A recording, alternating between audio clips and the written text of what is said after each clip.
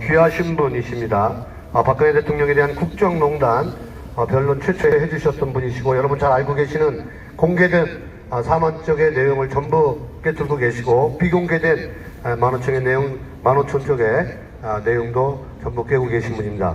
우리 공화당의 역임인사 3호 서성근 변호사님 모셔서 발언 듣겠습니다. 감사합니다. 제 이런 발언 기회를 주셔서.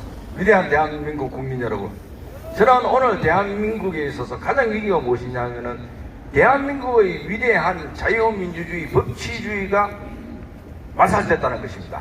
이 위대한 대한민국의 법치주의가 어디서부터 말살됐느냐 하면은 결국은 박근혜 대통령에 대한 탄핵에서부터 시작되었다고 봅니다. 그 탄핵이 완전히 무효이고 법에서 허락하지도 않은 그러한 절차에 따라서 이루어졌기 때문에 그 이후에 벌어진 박근혜 대통령에 대한 형사재판뿐만 아니라 현 정권의 어떤 그러한 위법 사항들도 모두 탄핵의 위법성에서부터 비롯된다고 하겠습니다.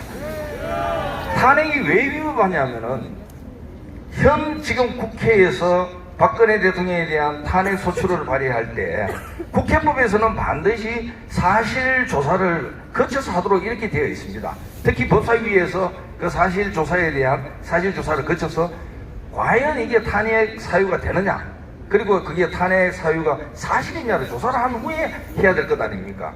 그렇지만 근본 박근혜 대통령에 대한 탄핵에 있어서는 국회에서 사실조사조차 하지 아니한 채 탄핵 소추가 이루어졌고, 그리고 그 결과 국회의원들의 정치적 야합에 따라서 탄핵 소추 결정을 한 것입니다.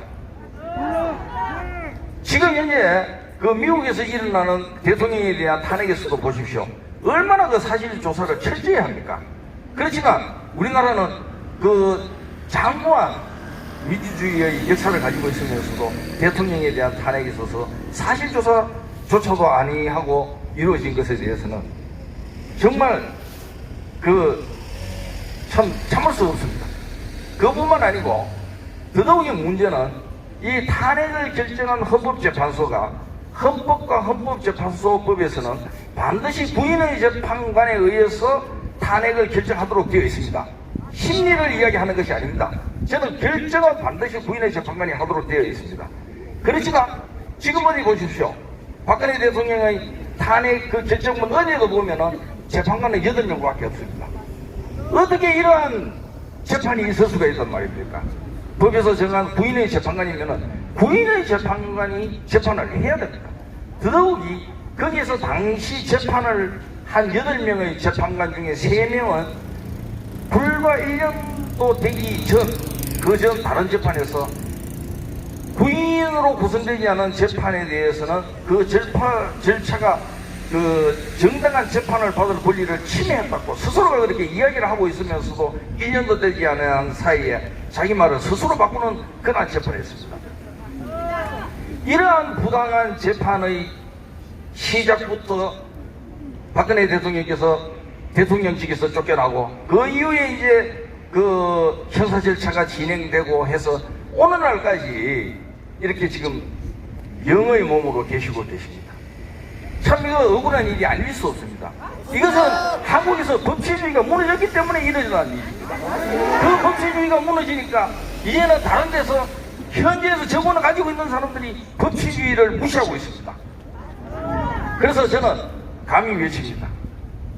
오늘날 이 모든 것의 잘못을 바로잡기 위해서는 탄핵의 무효가 선고되어야 된다고 저는 감히 말하고 있습니다.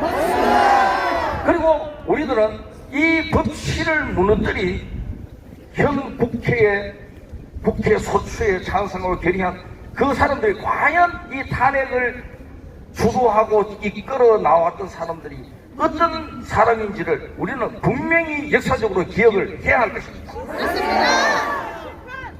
그리고 지금 탄핵 소추로 기재된 미르재단 사건이라든가 K스포츠 재단 사건, 직권남용 사건 어느 하나도 현재까지 뚜렷이 지금 현재 유죄 판결을 낳는 것조차도 없습니다. 박근혜 대통령에게 돈 한 푼 직접 흘러간 거 있습니까?